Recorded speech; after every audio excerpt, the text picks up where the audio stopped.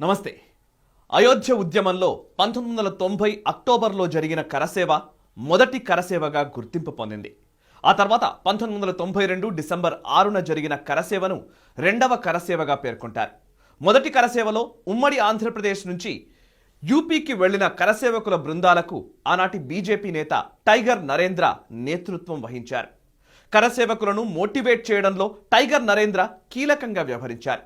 అయోధ్య ఉద్యమంలో బీజేపీ కూడా పాల్గొంటుందని అఖిల భారత స్థాయిలో నిర్ణయం జరిగిన తర్వాత ఉమ్మడి ఆంధ్రప్రదేశ్కు సంబంధించి కార్యకర్తలను ఉద్యమానికి సన్నద్ధం చేసే బాధ్యతలను పార్టీ నేతలు టైగర్ నరేంద్ర పైన పెట్టారు. టైగర్ నరేంద్ర తనకు అప్పగించిన బాధ్యతలను పూర్తి నిష్ఠతో పూర్తి చేశారు. అలాగే అద్వానీ రామ రథయాత్ర యోజన రూట్ మ్యాప్ రెడీ అయింది. రామ రథయాత్ర కర్ణాటక మీదుగా మహబూబ్ నగర్ జిల్లా నుంచి ఉమ్మడి ఏపీలోకి ఎంటర్ అయినప్పటి నుంచి మొదలు ఏపీని విడిచే వరకు భారీ సంఖ్యలో జనాన్ని మొబిలైజ్ చేసేందుకు బీజేపీ పరంగా ప్రణాళికలు రూపొందించడం జరిగింది. ముందస్తు యోచనలో భాగంగా రామ్ రథయాత్ర ఉమ్మడి ఆంధ్రప్రదేశ్లో ఎంటర్ అయ్యే కంటే ముందే రథయాత్ర సాగే ప్రాంతాల్లో జనాన్ని గ్యాదర్ చేసేందుకు మొదటి విడత ప్రచారం నిర్వహించే బాధ్యతలు నరేంద్ర తీసుకున్నారు. రథయాత్ర సాగే ప్రాంతాల్లో విస్తృతంగా పర్యటించారు.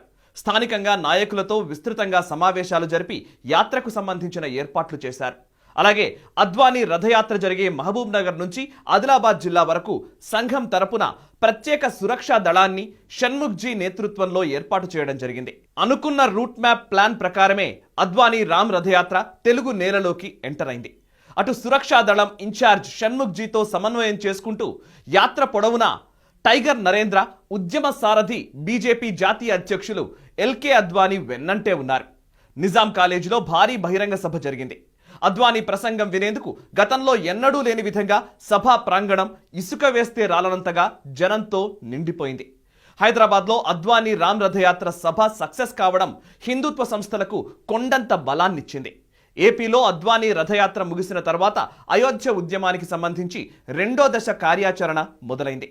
కరసేవకు వెళ్లే కంటే ముందే టైగర్ నరేంద్రతో పాటు అనేక మంది బీజేపీ సంఘ్ పరివార్ కార్యకర్తలు 40 రోజుల పాటు రామదీక్ష తీసుకున్నారు.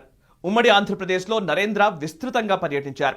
రామ జన్మభూమి కోసం కరసేవకులను సన్నద్ధం చేయడం కోసం ఆయన అనేక సమావేశాల్లో పాల్గొన్నారు. కాషాయ వస్త్రాలు, కండువా ధరించి అనేక గ్రామాలు తిరిగారు. తనదైన ఉపన్యాసాలతో అయోధ్య ఉద్యమం, రామమందిర నిర్మాణం ఆవశ్యకత గురించి ప్రజలకు సులభంగా అర్థమయ్యే రీతిలో వివరించి చెప్పేవారు టైగర్ నరేంద్ర. ఇక నరేంద్ర భాయ్ సాబ్ వచ్చాడంటే చాలు ఆ ఏరియా అంతా జై శ్రీరామ్, భారత్ మాతాకి జై అంటూ నినదించేవారు. టైగర్ నరేంద్ర ప్రచారం తెలంగాణ, ఏపీలోని విహెచ్పి ఇంకా సంఘ్ ప్రచారకులు, పరివార్ క్షేత్రాల ప్రముఖుల ప్రసంగాల మూలంగా తెలుగు రాష్ట్రాల్లోని వివిధ జిల్లాల నుంచి వేల సంఖ్యలో యువకులు అయోధ్యలో జరిగే కరసేవకు వెళ్లేందుకు తమ పేర్లను నమోదు చేసుకున్నారు. తమ పేర్లను నమోదు చేసుకున్న కరసేవకులను విడతల వారీగా అయోధ్య వెళ్లేందుకు ప్రయాణ ఏర్పాట్లు చేశారు.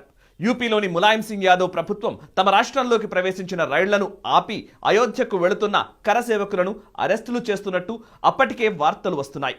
దీంతో తెలుగు రాష్ట్రాల నుంచి బయలుదేరే కరసేవకుల బృందాలు అరెస్ట్ కాకుండా వారిని జాగ్రత్తగా అయోధ్య వరకు తీసుకువెళ్లే బాధ్యతను టైగర్ నరేంద్ర తన భుజాలపై వేసుకున్నారు. 1990 అక్టోబర్ 30న కరసేవ. ఆ రోజున అయోధ్యలో ఉండాలనే తలంపుతో వారం రోజుల ముందు నుంచే నాంపల్లి, సికింద్రాబాద్ స్టేషన్ల నుంచి కరసేవకుల బృందాలు అయోధ్యకు బయలుదేరాయి. సుమారుగా 3000 మంది బృందంతో టైగర్ నరేంద్ర సికింద్రాబాద్ నుంచి బయలుదేరారు. ఆయన వెంట కొంతమంది బీజేపీ గ్రేటర్ హైదరాబాద్ కార్పొరేటర్లు కూడా ఉన్నారు. సికింద్రాబాద్ నుంచి వీరి రైలు కాజీపేట్ చేరగానే చాలాసేపు నిలిపివేశారు. రైలు బోగీలన్నీ కూడా కరసేవకులతో కిక్కిరిసిపోయాయి. ఒక దశలో రైల్వే అధికారులతో నరేంద్ర వాదనకు దిగాల్సి వచ్చింది. ఆ తర్వాత రైలు మళ్లీ కదిలింది. ఇటార్సీ చేరగానే వీరి బృందం వారణాసికి వెళ్లే రైలులోకి మారింది. వారణాసి సమీపానికి చేరే వరకు కూడా బోగీలన్నీ శ్రీరాముని గీతాలతో, నినాదాలతో మార్మోగుతూనే ఉన్నాయి. అప్పటికే వెల్లువలా కరసేవకుల బృందాలు యూపీలోకి ప్రవేశిస్తూనే ఉన్నాయి. ఆనాటి యూపీ సీఎం ములాయం సింగ్ యాదవ్ అయితే అయోధ్యలోకి ఒక్క పిట్టను కూడా రానివ్వనంటూ పట్టుదలకు పోయాడు. దాదాపు 2.5 లక్షల మంది భద్రతా దళాలను మోహరించాడు. యూపీ సరిహద్దుల నుంచి మొదలు పెడితే అయోధ్యకు వెళ్లే అన్ని రహదారులను మూసివేయించాడు. రోడ్లపై బ్యారికేడ్లు ఏర్పాటు చేయించి ముమ్మర తనిఖీలు చేపట్టారు. ములాయం ప్రభుత్వం కూడా కరసేవకు 2 లక్షల వరకు రావచ్చుననే అంచనాతోనే ఏర్పాట్లు చేసుకుంది. స్కూళ్లను, కాలేజీలను, స్టేడియాలను తాత్కాలిక జైళ్లుగా మార్చేసింది. ఇటు గోరఖ్పూర్, వారణాసి, అలహాబాద్, కాన్పూర్, లక్నో, బారూచ్ల నుంచి అయోధ్య వైపుకు వెళ్లే రైళ్లు, బస్సులన్నింటినీ రద్దు చేసింది. ఇవి చాలావన్నట్లు అయోధ్య, ఫైజాబాద్ చుట్టూ మరొక రక్షణ వలయాన్ని సృష్టించారు. ఒక్కరు కూడా అయోధ్యలోకి ప్రవేశించలేనంతటి కట్టుదిట్టమైన చర్యలు తీసుకున్నారు. మరోవైపు 1990 అక్టోబర్ 24వ తేదీ నుంచి యూపీలోని వేలాది మంది ఆర్ఎస్ఎస్, బీజేపీ, విశ్వ హిందూ పరిషత్ కార్యకర్తలను అరెస్టులు చేశారు.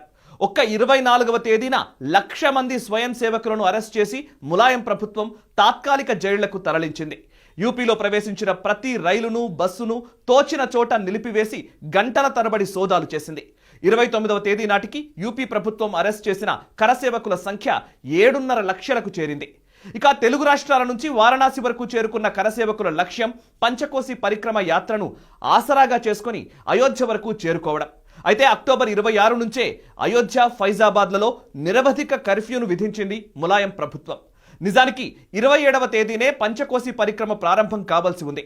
ఈ పరిక్రమను సైతం ములాయం ప్రభుత్వం అడ్డుకుంది.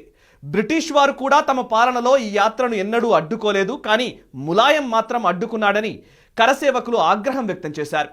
టైగర్ నరేంద్ర నేతృత్వంలో వారణాసి సమీపానికి చేరిన కరసేవకుల రైలును ఆపివేసిన పోలీసులు తనిఖీలు చేపట్టారు. కరసేవకులందరినీ గుర్తించి వారిని వారణాసి స్టేషన్కు తరలించారు. అయితే టైగర్ నరేంద్రతో పాటు కొంతమంది ముఖ్యమైన నాయకులు సాధువుల వేషం కట్టారు. చేతుల్లో త్రిశూలం ధరించి మారువేషంలో పోలీసుల అరెస్ట్ నుంచి తప్పించుకున్నారు.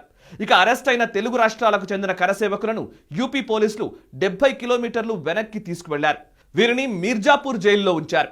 జైల్లో ఉన్న తెలుగు రాష్ట్రాల నుంచి వెళ్లిన కరసేవకుల సంఖ్య 1000కి పైమాటే. వీరు దాదాపు 18 రోజుల పాటు జైల్లోనే గడిపారు. అటు అంతకు ముందే వందల సంఖ్యలో తెలుగు రాష్ట్రాల కరసేవకులు పోలీసుల కళ్లు గప్పి తప్పించుకొని అయోధ్య బాట పట్టారు. వీరిలో చాలా మంది అప్పటికే తప్పించుకున్న టైగర్ నరేంద్ర బృందంతో జత కలిశారు. సాధువేషంలో ఉన్న టైగర్ నరేంద్రను అనుసరిస్తూ హైదరాబాద్, తెలంగాణ ప్రాంతాల నుంచి వచ్చిన కరసేవకులు పొలాలు, అడవులు, అడ్డదారుల గుండా దాదాపు 100 కిలోమీటర్ల దూరం వరకు నడుస్తూనే వెళ్లారు. ఆకలి దప్పులను మరిచిపోయారు. అందరి నోట ఒకే మాట, జై శ్రీరామ్, జై శ్రీరామ్. 29వ తేదీ రాత్రి సమయానికి అయోధ్య పట్టణం సమీపానికి చేరుకున్నారు వీరంతా. టైగర్ నరేంద్ర తన సాధు వేషాన్ని తీసివేశారు. ఫక్తు స్థానిక అయోధ్య వాసులు వేసుకునే దుస్తులు వేసుకున్నారు. వారు హైదరాబాద్ పాత బస్తీకి చెందిన వారు కావడం, నార్త్ ఇండియా స్టైల్లో హిందీ అనర్గళంగా మాట్లాడడంతో అక్కడి పోలీసులు సైతం ఆయన్ను స్థానిక అయోధ్య నివాసిగానే భావించారు. తనతో పాటు వచ్చిన వారికి నరేంద్ర తగిన సూచనలు కూడా చేశారు. అయోధ్య పట్టణంలో కర్ఫ్యూ కొనసాగుతోంది. సందుగొందుల మీదుగా అయోధ్యలోని మణిరామ్ చౌక్ వరకు మొదట చేరుకోవాలి. అక్కడి నుంచి జట్లు జట్లుగా అయోధ్య రామ జన్మభూమి వరకు పోలీసుల కట్టడిని తప్పించుకుంటూ ముందుకు వెళ్లాలని నిర్ణయం తీసుకున్నారు. వీరి బృందానికి స్థానిక కార్యకర్తలు కొంతమంది పోలీసుల కళ్లు గప్పి మణిరామ్ చౌక్ వరకు దారి చూపించారు. అక్టోబర్ 30 ఉదయం 8 గంటలకు మణిరామ్ చౌక్ వరకు టైగర్ నరేంద్ర నేతృత్వంలో కరసేవకుల బృందం చేరుకుంది.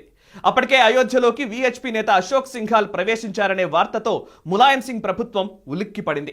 అంతకుముందే తెల్లవారుజామున 3 గంటల ప్రాంతంలో సరయూ వంతెనపై జలియన్వాలా బాగ్ తరహాలో నిరాయుధులైన కరసేవకులపై ములాయం సింగ్ ప్రభుత్వం కాల్పులకు తెగబడింది. వంతెనపైన ఎంతమంది కరసేవకులు నేల కొరిగారో లెక్కలేదు. కాల్పుల్లో మరణించిన కరసేవకుల మృతదేహాలను సైతం ములాయం ప్రభుత్వం పోలీసులు మాయం చేసి సరయూ నదిలో పడవేశారనే ఆరోపణలు ఉన్నాయి. మొత్తంగా అయోధ్య పట్టణమంతటా రణరంగాన్నే తలపించింది. ప్రజలు కర్ఫ్యూను సైతం ధిక్కరించి రోడ్లపైకి వచ్చారు. ఏ వీధిలో చూసినా కరసేవకులకు, భద్రతా దళాలకు మధ్య ముఖాముఖి పోరాట దృశ్యాలే కనిపించాయి. మణిరామ్ చౌక్ నుంచి హనుమాన్ గడి వరకు తెలుగు రాష్ట్రాల కరసేవకులకు మరికొంతమంది దన్నుగా నిలిచారు. వీరికి ఇతర రాష్ట్రాల కరసేవకులు జత కలిశారు. వీరందరూ కూడా టైగర్ నరేంద్ర నేతృత్వంలో ముందుకు కదిలారు. ముందుకు కదిలిన టైగర్ నరేంద్రను భద్రతా దళాలు టార్గెట్ చేశాయి. ఆయనపై లాఠీలతో దాడి చేశారు. కింద పడిపోయినా కూడా పోలీసులు మాత్రం లాఠీ దెబ్బలు ఆపలేదు. భూమిపై పడిపోయిన టైగర్ నరేంద్ర తన చేతులు అడ్డుపెట్టి లాఠీ దెబ్బలను అడ్డుకునేందుకు ప్రయత్నించారు. ఈ దాడిలో చేతి వేళ్లపై లాఠీ దెబ్బ బలంగా తాకడంతో ఆయనకు ఒక చేతి వేలు విరిగిపోయింది. పోలీసుల దెబ్బలతో తమ నాయకుడి రక్తం చెందడం చూసిన కరసేవకుల ఆవేశానికి అంతు లేకుండా పోయింది. పోలీసుల లాఠీ దెబ్బలను సైతం లెక్క చేయక కరసేవకులు జై శ్రీరామ్ నినాదాలు చేస్తూ ముందుకు పరిగెత్తారు. లాఠీ దెబ్బలు ఆగిన తర్వాత లేచిన టైగర్ నరేంద్ర ఆవేశంతో జై శ్రీరామ్ అంటూ అలాగే ముందుకురికాడు. విజయమో వీర స్వర్గమో అన్న రీతిలో మిగిలిన కరసేవకులతో కలిసి పోలీసులతో ఘర్షణ పడ్డారు. ఆ మర్నాడు నరేంద్ర పోలీసులతో పడిన ఘర్షణ దృశ్యాలు, ఫోటోలను నేషనల్ మీడియా, పత్రికలు ఆయన పేరును ప్రస్తావిస్తూ ప్రముఖంగా ప్రచురించాయి. ఇటు కరసేవకులకు నరేంద్రనే నాయకత్వం వహిస్తున్నాడని గుర్తించిన ఓ పోలీస్ అధికారి ఆదేశాలతో కొంతమంది పోలీసులు, సిఆర్పి జవాన్లు నరేంద్రను చుట్టుముట్టారు. మిగిలిన కరసేవకుల నుంచి ఆయన్ను వేరు చేసి అరెస్ట్ చేశారు. పోలీసుల దెబ్బలు బలంగా తాకడంతో నరేంద్రను ఆసుపత్రికి తరలించారు. ఆ తర్వాత ఆయనను మరికొంతమంది కరసేవకులతో కలిపి అలహాబాద్ జైలుకు తరలించారు. కరసేవ, అయోధ్యలో ఉద్రిక్తతలు తగ్గుముఖం పట్టిన వారం రోజుల తర్వాత విడుదలైన నరేంద్ర, ఆయన సహచరులు జన్మభూమిలో రామ్లల్లాను దర్శించుకున్న తర్వాత చేతికి కట్లతో తిరిగి హైదరాబాద్ బాట పట్టారు. అలాగే తన వెంట వచ్చిన కరసేవకులు చాలా మంది మీర్జాపూర్ జైల్లో ఉన్నారనే విషయం తెలుసుకుని వారి విడుదల కోసం నరేంద్ర తీవ్రంగా ప్రయత్నించారు. అటు 18 రోజుల పాటు మీర్జాపూర్ జైల్లో ఉన్న తెలుగు కరసేవకులు అధికారులకు చుక్కలు చూపించారు. యూపీ ప్రభుత్వం కూడా అరెస్ట్ చేసిన కరసేవకులను సొంత పూచీకత్తుపై వారి వివరాలు, చిరునామాలు తీసుకుని విడుదల చేసేందుకు మౌఖిక ఆదేశాలిచ్చింది. అయితే కరసేవకులు మాత్రం తాము ఎన్నో కష్టాలు పడి ఇక్కడి వరకు వచ్చామని, తమకు రామ్లల్లా దర్శనం చేయించిన తర్వాత మాత్రమే తమ ప్రాంతాలకు వారు వెళతామని పట్టుబట్టారు. దీంతో పోలీసులే కరసేవకులకు అయోధ్యలోని రామ్లల్లా దర్శనం చేయించి రైల్వే స్టేషన్ వద్ద వదిలిపెట్టడంతో అందరూ తమ ప్రాంతాలకు తిరుగు పయనమయ్యారు.